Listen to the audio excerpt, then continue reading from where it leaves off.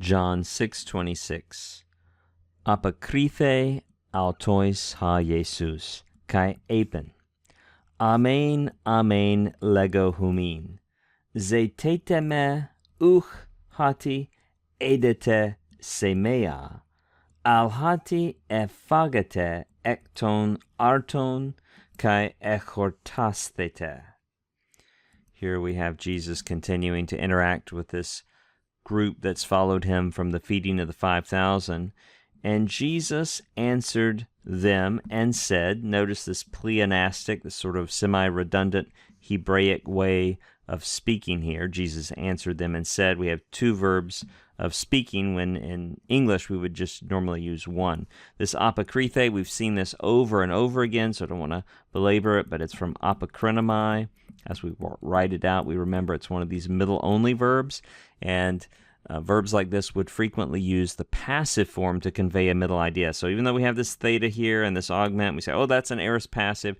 It's a medial passive. It's an aorist passive indicative, third-person singular, because the subject is Jesus, but it conveys a middle idea. Jesus answered them and said, truly, truly, I say to you, y'all are seeking, right? That's a second person plural. Y'all are seeking me, not because you saw, second aorist of harao or blepo, not because you saw signs.